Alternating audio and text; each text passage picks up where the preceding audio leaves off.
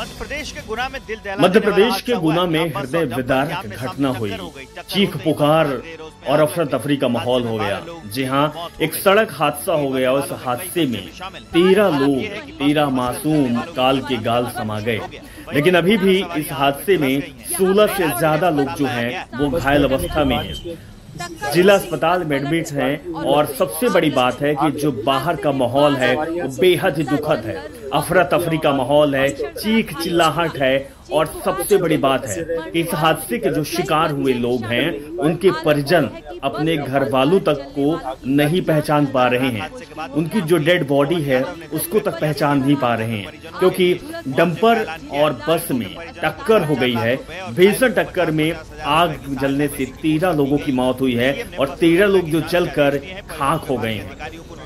सवाल ये है कि इतना बड़ा हादसा और इतनी बड़ी लापरवाही निकलकर सामने आ रही है इस हादसे में, क्योंकि जो डंपर उल्टी साइड से जा रहा था, यात्री बस थी, बस जा रही थी। लेकिन सबसे बड़ी बात है कि जो जानकारी सामने आई, बस का ना तो आरटीओ रजिस्ट्रेशन था, बस का ना तो परमिट था और ना ही बस का कोई भी किसी भी तरह के मापदंड में वो खरी उतर रही थी।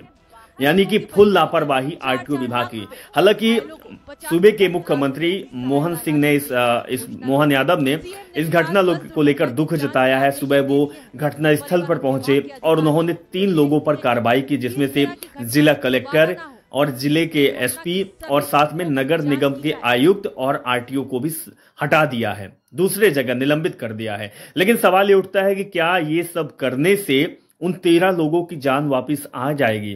क्या जो 14 या 16 लोग घायल हैं, क्या उनकी जिंदगी उसी तरीके से पटरी पर चल पाएगी जिस तरीके से चला करती थी?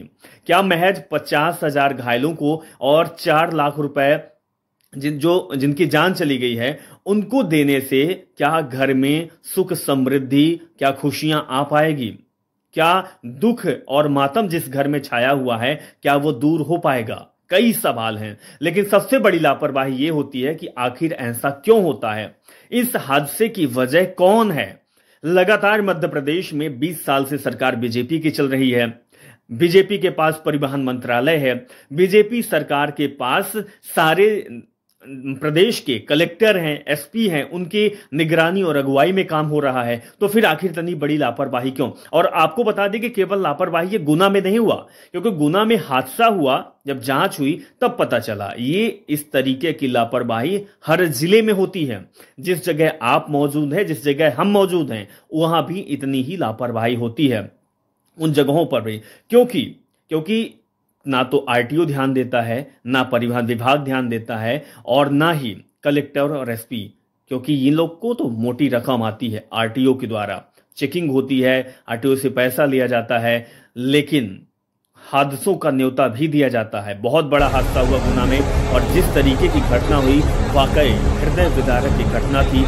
माहौल या कहें कि इतना मंजर वहां का है, इतना व्यथित करने वाला है कि आप भूल जाएंगे कि आप कहाँ हैं। क्योंकि जिस बस में आग लग जाने की वजह से 13 लोग जल गए, परिजन उनकी लाश तक नहीं ढूंढ पा रहे हैं, अपने लोगों की पहचान नहीं कर पा रहे। तो सोचिए उस घर में और उन लोगों के साथ क्या कुछ बीत रहा होगा। और अभी भी जो हॉस्पिटल में एडमिट हैं 16 के लगभग जो घायल हैं, पूरी तरह घायल हैं, आग की चपेट में है। उन लोगों के घर में क्या माहौल होगा, किस तरीके के अस्पताल में अफरा तफरी का माहौल बना हुआ है, चीखम चिल्लाहट लोग रेफर किए गए और रोना धोना मचा हुआ है। इस मंजर को देख के शायद किसी की आंख में आंसू आ जाए कि हर कोई सोचने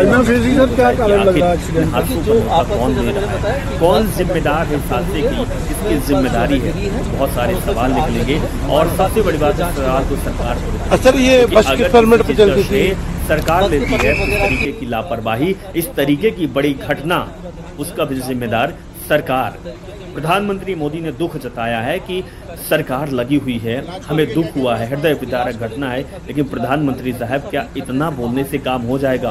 क्या इसके बाद भी आप सबक ले पाएंगे या नहीं ले पाएंगे? या फिर किसी जिले में, फिर किसी सड़क में, फिर किसी यात्री बस में इस तरीके की घटना हो जाएगी? सीएम मोहन यादव, आप भी सरकार के साथ काम किए हैं, शिवराज चौहान जी के साथ, क्या आप लोगों ने ध्यान नहीं दिया? बस बिना परमिट के क्यों चल रही है? बस बिना लाइसेंस या फिर बिना रजिस्ट्रेशन की क्यों चल रही है? बस पुरानी कंडम होती है, जिनकी डेट निकल जाती है, वो बस सड़कों पर क्यों दौड़ रही होती है?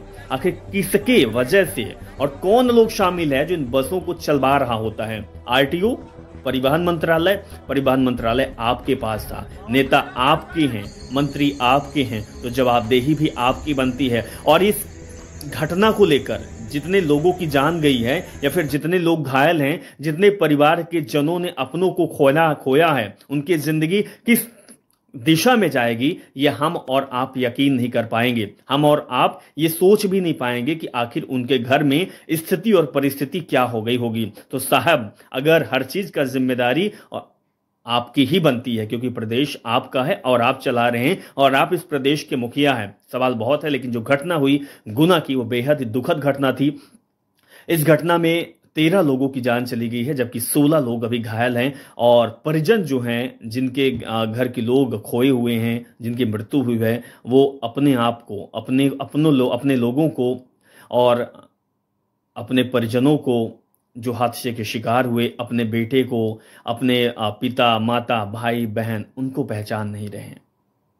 जीभ लड़खड़ा रही है, वाकई उनको वो पहचान नहीं पा रहे हैं। इतनी बुरी तरह से आग में झुलसे हैं वो कि उनकी पहचान तक नहीं हो पा रही है।